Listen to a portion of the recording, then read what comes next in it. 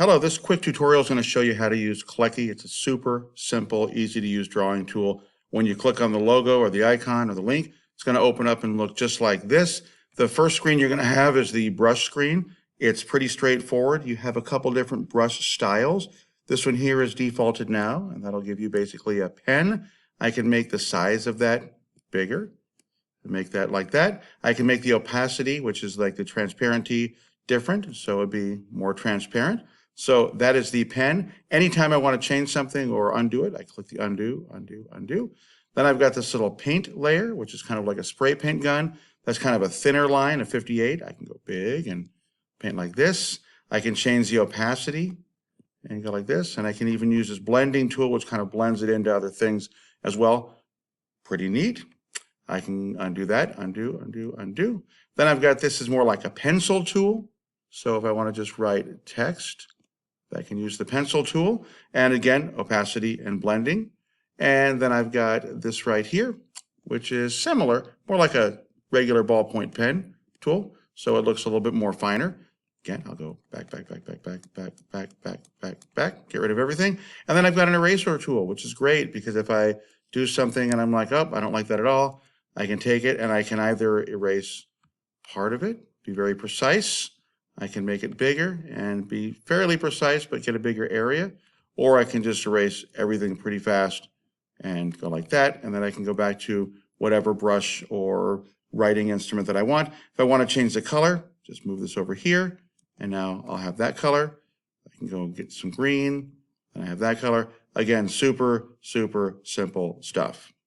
If you want to be more advanced, you can click the layers button, and that lets you save a layer and add something above it. So that way you're not really messing with what's below it. You can do that. That's a tiny bit more advanced, not super much more advanced. But if you want to get there, you can play with that. Then we've got back, back. Okay, then we also have pretty simple little fill thing. So I can make a shape and fill it.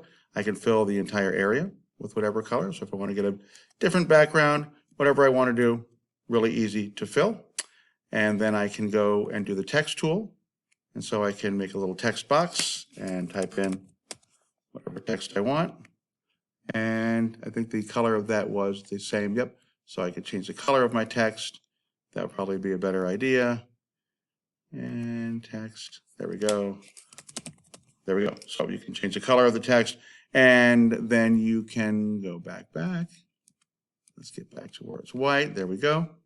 Now, another thing you can do, which is what you're going to do for my assignment, is add a background layer. And you can do that by going to File over here and then Import.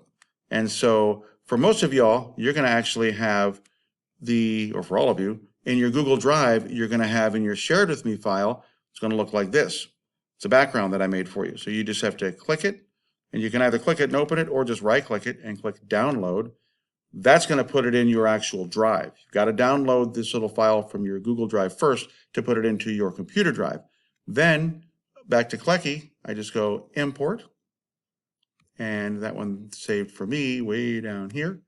And then I click it, and I'm just going to keep it just like it is because it's going to fill most of the screen. I click As Image, and so this is my background now, which is really cool because then I can add things to my drawing. So I can go here, get this brush, and I can draw, oops, I don't want it like that. I want to go smaller like this. So I can go back and I can draw a line like this and maybe make a beaker and whatever I want to do. So I'll be able to complete the assignment this way. And then when you're done with the assignment, you can save it to your computer just by clicking the little Save Image button. That'll save it. For me, though, you're going to take an actual screenshot, and your screenshot looks slightly different than mine, but same way. You just grab the image, and then you're going to paste that onto the slide that I provided to you, and you're done. So you are going to make an image that shows me a chemical change that has a production of an odor, production of gas bubbles, formation of a precipitate, something burning, an unexpected color change, and an unexpected temperature change. And I provided some resources for you to find some of that information. You may have to look a little bit of that up, but you're going to add images and some text with the typing text, or if you can write really, really well with a computer, that would be fine. But you're going to basically make a kind of a graphic thing that shows you that you understand what all of these sorts of chemical changes are and how they occur. Good luck.